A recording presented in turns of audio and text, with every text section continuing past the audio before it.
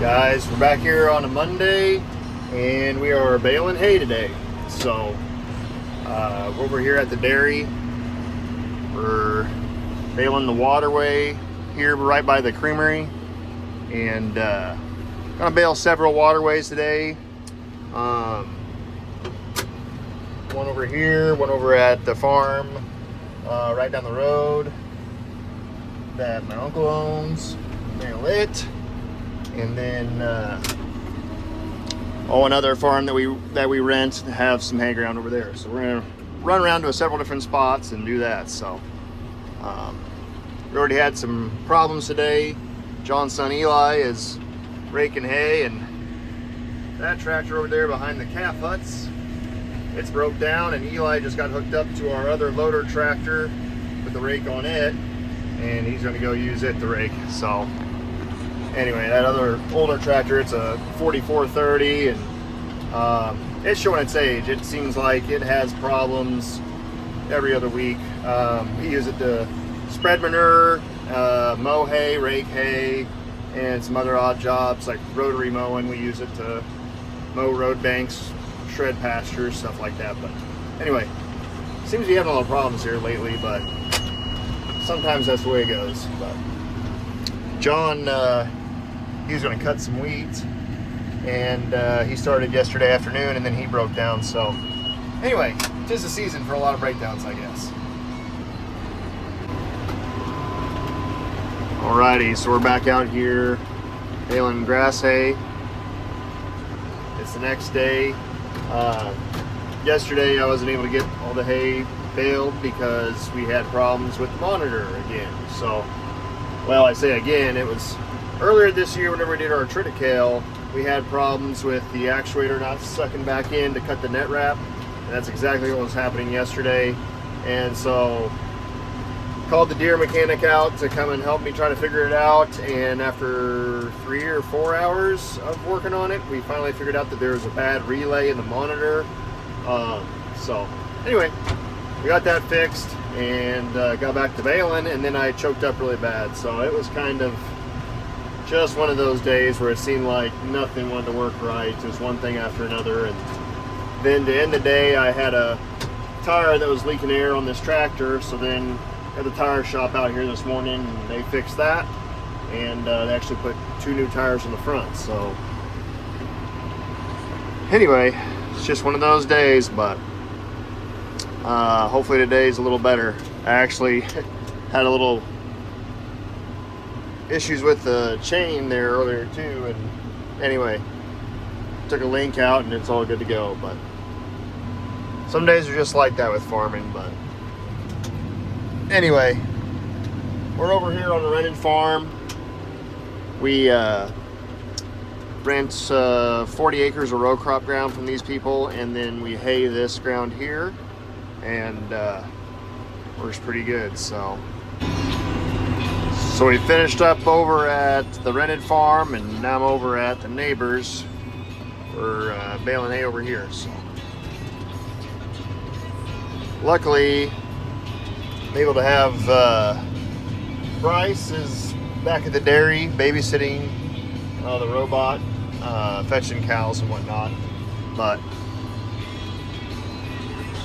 the cows are visiting well enough that we are able to just fetch in the morning, kind of midday, and then of an evening again. So anyway, Bryce took over this morning and did that. So just set headlocks, put out feed, and these two decided to use the same one and get caught together. So had that happen once or twice before, but silly girls. Like they're fighting over a headlock or something. It's like they act like there's not other spaces to eat from. Yep. Washing down the floor this afternoon here in the robot barn, and out of nowhere it started raining. So it looks pretty bright out, but it's raining pretty decent actually. So I don't know, it's pretty goofy. And See it coming off the roof over there. Very strange.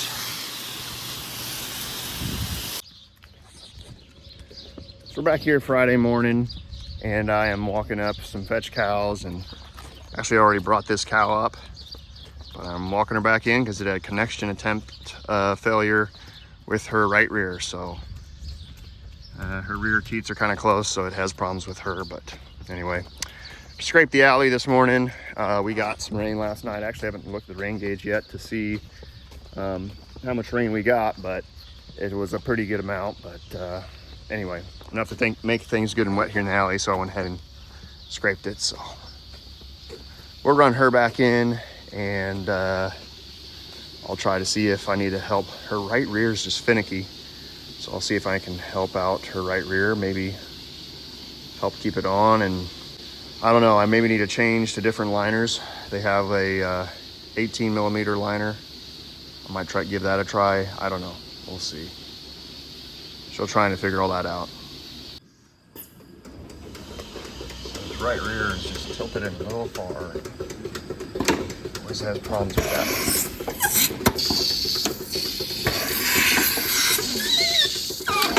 Okay.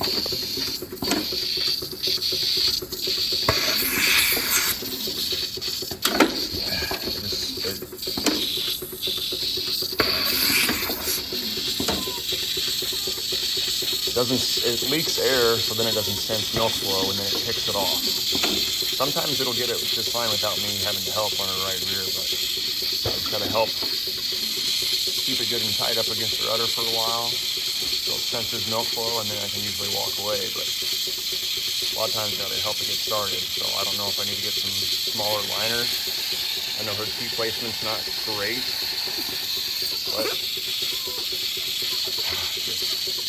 I don't know, I'm afraid to let go, otherwise it'll kick it off. It'll start leaking air, and then it'll pull a slug of air through, and it thinks that it's not getting milk flow, and it'll pull it off.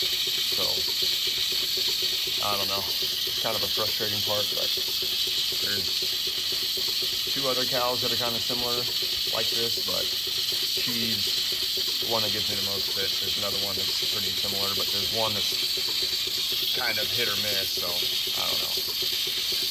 Anyway, I might try some smaller liners in the rear quarters, because usually your rear quarters are smaller. So, I don't know, we'll see. So it's Friday afternoon, and I just got done rigging up these couple of sprinkler heads. Put a garden hose to them, and these actually, I robbed these out of our old milking parlor and put them up in here. So anyway, trying to help with some heat abatement.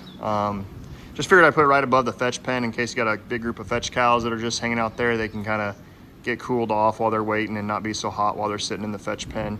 So anyway, I might put this on a timer to where it turns on for a couple of minutes and shuts off at 5 minutes. Maybe even get a thermostat for it that'll maybe shut it off completely when it's at 80 degrees or lower. So anyway, we'll try this. I kind of wanted to keep it away from the robot, so the water's getting all the way to right in here, so I need to move it over just a smidge more, because I don't want, there are some cows who just do not like getting wet regardless, even if it's like, hey girl, this is going to help you get cooler. They're like, I don't care, I hate getting wet. So I don't want to deter those cows that don't want to get wet. I don't want them to not use the robot just because I'm trying to get them cool. So anyway, we'll see. This is something to try to help keep the cows cooler up here, and maybe make them want to come up here more. Hopefully not crowd up here too much, but also give them a little bit more of an incentive during the hot days of summer to come up here. So anyway, we'll see. Anyway, I think that's going to be it for this week, guys. We'll see you next time.